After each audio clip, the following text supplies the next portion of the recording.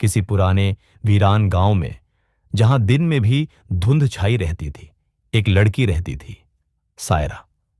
सायरा महज 17 साल की थी, लेकिन अल्लाह के करम से वो पूरी कुरान हिफ्ज कर चुकी थी। गांव में उसे बहुत मुकद्दस माना जाता था। लेकिन एक दिन अजीब बातें होने लगी। गांव के दरख्त सूखने लगे, कुएं का पानी काला पड़ गया और रात को लोगों ने एक अजीब सी फुफकार सुननी शुरू कर दी। गांव के बड़े बुजुर्गों ने मशवरा किया और कहा, यह किसी नाग का कहर है।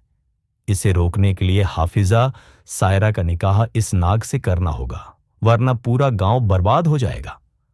सायरा बेबस थी, लेकिन गांव वालों के दबाव में आकर निकाह को राजी हो गई। अंधेरे में पुराने मस्जिद के खंडहर में एक मौलवी ने सायरा का निकाह एक रहस्यमयी परछाई के साथ पढ़ा दिया। तभी एक विशाल काला नाग फर्श पर लिपटता हुआ आया और सायरा के पास बैठ गया। पहली रात सायरा को एक अलग ही डर सता रहा था। वह रोती रही, दुआएं पढ़ती रही। अचानक वह नाग इंसानी शक्ल में तब्दील हो गया, एक खूबसूरत लेकिन उदास नौजवान।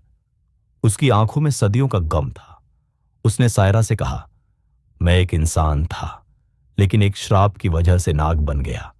अल्लाह की किताब से जुड़ी पाकीज़गी ही मुझे इस कैद से आजाद कर सकती है। तुम्हारी हिफ्ज की हुई कुरान की तिलावत ही मुझे इंसान बना सकती है। सायरा ने पूरी रात कुरान की आयतें पढ़ी। हर आयत के साथ उस नौजवान का चेहरा रोशनी से नहाता चला गया। सुबह की अजान के साथ वो नौजवान पूरी तरह इंसान बन चुका था, आजाद, पाक और शुक्रगुजार। गांव भी फिर से हरा भरा हो गया, पानी साफ हो गया, नाग का कहर हमेशा के लिए खत्म हो गया। सायरा और वो नौजवान, जिसका नाम फयाज था, अब असली मियां बीवी बन चुके थे। उनकी मोहब्बत और कुरान की बरकत से उस गांव पर फिर कभी कोई आफत नहीं आई।